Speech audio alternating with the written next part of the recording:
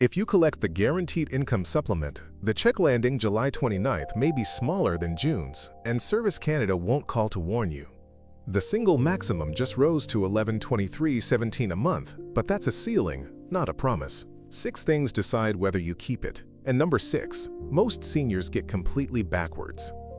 Number 1. The July reset runs on last year's income, not this year's. Every July, Service Canada rebuilds your GIS from scratch, using the net income on your 2025 tax return. That's the trap. Say you pulled $12,000 out of an RRSP last year to fix the roof. That withdrawal is fully taxable income. GIS claws back roughly 50 cents for every dollar of net income. So a $12,000 one-time withdrawal can cut your supplement by around $6,000 over the next 12 months, even though you'll never touch that RRSP again. The same thing happens with a capital gain on a cottage sale, a severance payout, or converting an RRSP to a RRIF and taking more than the minimum. Your income today might be back to normal, but the July check doesn't care about today. It's reading 2025. The people who lose the most are the ones who took one big withdrawal in a single calendar year instead of splitting it across 2. If you're planning a large RRSP or RRIF withdrawal and you're on GIS, the fix is simple. Spread it over December and January so it lands in 2 separate tax years, and each year's income stays lower. Pull $40,000 in one shot, and you can lose nearly the whole supplement for a year. Split it across 2 Decembers and the damage is often cut roughly in half. So before you move any registered money, ask one question: what will this do to my net income line? Number 2. Miss the tax deadline and the whole check stops. This is the fastest way to lose GIS, and it has nothing to do with your income. Your supplement is not renewed unless the Canada Revenue Agency has your return. File your 2025 return by April 30th, 2026, even if you earn $0 and owe nothing. If you don't, Service Canada has no income figure to plug into the July recalculation, and your supplement is suspended, not reduced, suspended, until your return is filed and processed. That can mean July, August, and September with no GIS at all, sometimes over $1,000 a month gone for a senior who simply thought, "I had no income, why file?" And here's the part that stings. When you finally file, they back pay what you were owed, but retroactive payments are generally limited to 11 months. File late enough, and some of that money is gone for good. The couples who get burned are often the ones where one spouse always handled the taxes and then got sick, and the return just didn't get done. So put it on the calendar. File by April 30th every single year. No income is not an excuse. It's the exact reason you must file. If you've missed it already, don't wait for a letter. File immediately, because every month you delay pushes that 11-month clock and risks turning a delay into a permanent loss. A no-income return takes 20 minutes, and it's the cheapest insurance on a benefit worth over $13,000 a year. Number 3. Know the exact income line where your check hits 0. GIS is income tested, and the math is unforgiving. For a single, widowed, or divorced senior, the supplement phases out completely once your annual income, not counting OAS itself, reaches about $22,512. For a couple where both partners receive full OAS, the combined cutoff for the July to September quarter is around $30,096. Between 0 and those ceilings, every extra dollar of net income cuts your GIS by roughly 50 cents. That means income you think is harmless can quietly erase hundreds of dollars. Interest from a GIC, dividends from stocks, rental income, a part-time job, a foreign pension, all of it counts. What doesn't count is just as important. Your OAS pension is excluded, the GST credit doesn't count, and the first $5,000 of employment or self-employment income is exempt, with a partial exemption on the next $5,000.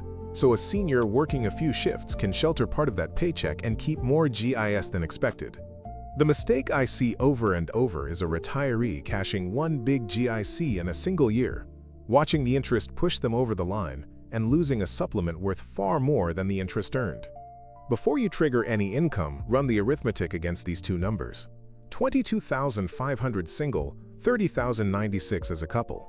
If a financial move pushes you past your line, it can cost you more in lost GIS than it earns you in the account. And keep number 6 in your back pocket, because if your check already dropped, that last point is often the one thing that can put the money back before next July. Number 4. A change in marital status can move your check overnight. GIS doesn't just look at your income, it looks at your household. The moment your marital status changes, you marry, you move in with a partner, you separate, or your spouse passes away, the amount you're entitled to is recalculated on completely different tables. Here's what catches people.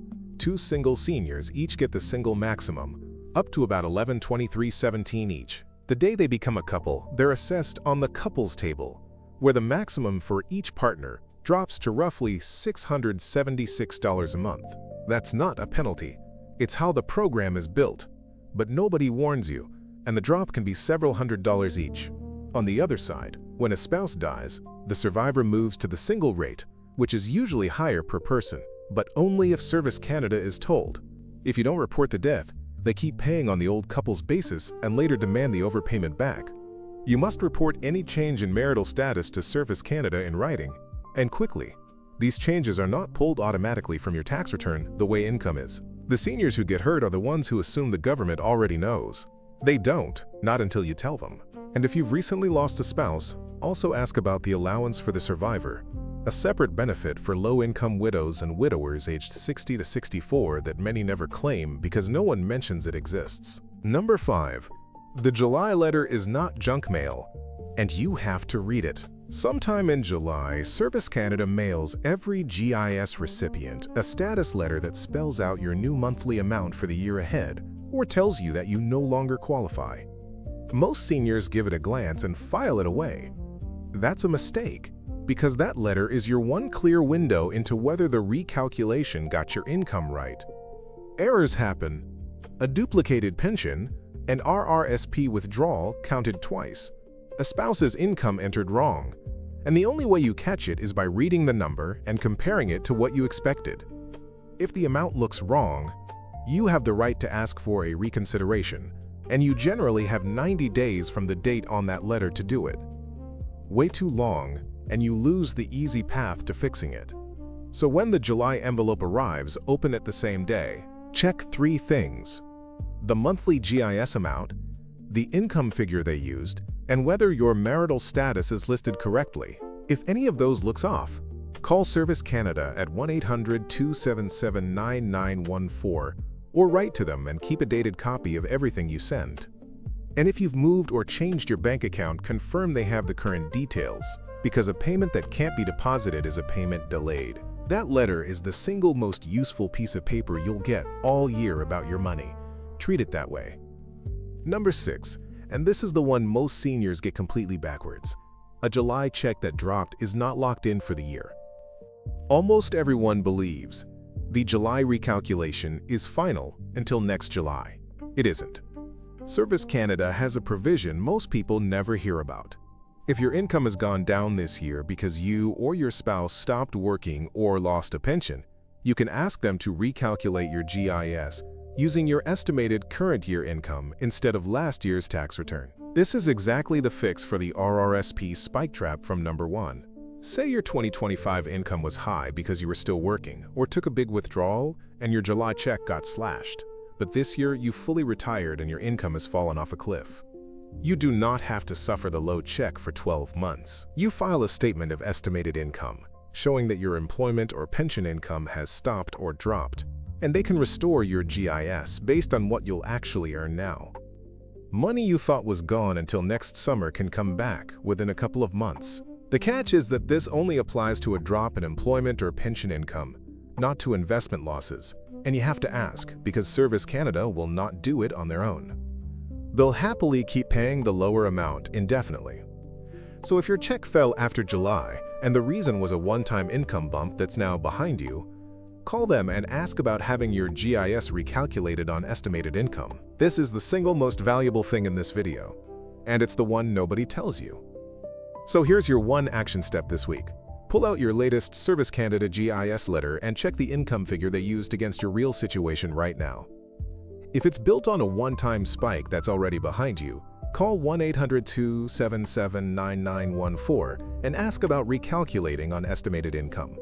If these numbers could help someone you love, Share this with them before the next check lands, and subscribe, because the seniors who find out in time are the ones who keep their money.